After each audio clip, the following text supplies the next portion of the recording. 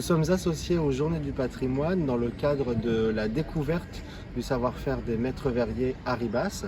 Et donc du coup, nous avons ouvert nos ateliers durant ce week-end pour que les visiteurs ou les personnes qui souhaitent peuvent s'essayer au travail du verre.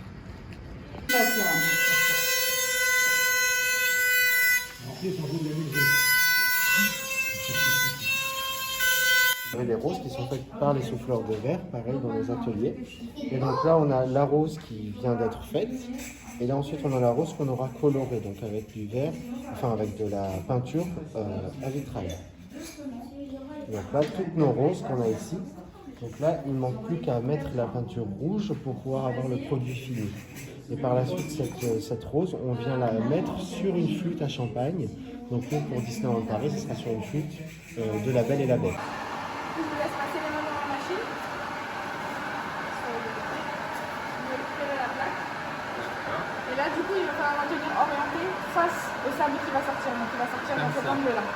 Voilà, vous la tenez bien en face. Vous pouvez la faire tourner, la rapprocher, l'éloigner, juste pas coller à la buse. Mais si vous l'inclinez, en fait, ça risque de décoller le détail. Une fois que c'est bon pour vous, vous appuyez avec les pieds sur la pédale qui est à votre droite, ça va lancer la machine. Celle-ci qui est plus de la bonne taille du coup. Donc là par exemple, avant qu'il y ait la rose dessus et qu'il y ait un motif, quand le verre est complètement vierge, on vient déposer donc notre calque bleu ici avec le motif qu'on va vouloir graver. Par la suite, on va protéger avec du scotch le contour du verre pour pas que le sable vienne abîmer, parce que dans la projection de sable, il peut aller un peu n'importe où. Donc on va le protéger bien la flûte. Et par la suite, du coup, on va aller dans les machines qui sont derrière pour pouvoir sabler une production de flûte comme celle-ci. Alors la technique Tiffany, vous connaissez pas, okay. Donc c'est comme le vitrail, sauf que c'est moins technique que le vitrail, parce que le vitrail c'est très technique au millimètre près. Ici, le Tiffany, on a un droit à des marges d'erreur, d'accord? Donc on est libre un peu de faire ce qu'on veut. Alors au départ, on choisit un dessin qu'on va décalquer, ensuite on va le retranscrire sur un papier canson, qu'ensuite on va découper avec un ciseau 3 lames. Pourquoi un ciseau 3 lames? En fait, ça va donner ça. Ça va donner déjà l'espace pour accueillir l'étain, la soudure. L'étain, on n'a pas encore là. Ensuite, une fois qu'on a découpé notre oiseau, parce que moi c'est un oiseau, une fois qu'on a découpé, on prend toutes les pièces et on les pose sur le verre. Une fois qu'on a déposé sur le verre, on le contourne avec un crayon ou un feutre permanent et ensuite on va le découper. On va déposer ça comme ça. Verre transparent ou verre de couleur, c'est nous qui choisissons. Après vous contournez et vous découpez vos pièces. Une fois que vos pièces sont découpées, on va à la meuleuse. Alors, une fois à la meuleuse, on va essayer de rectifier les fautes de coupe, parce que des fois ça arrive qu'on coupe mal, donc on rectifie, hein, on essaye d'arranger.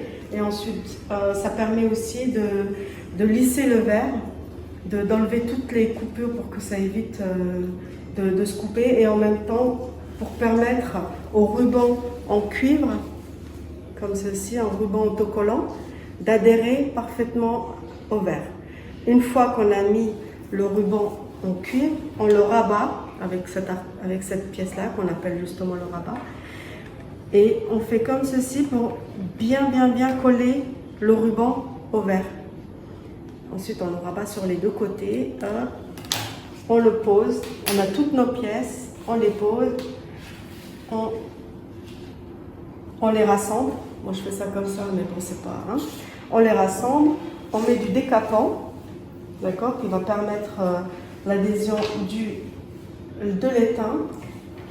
Donc, avec le fer à souder, on fait des petits points sur chaque côté qu'on veut souder.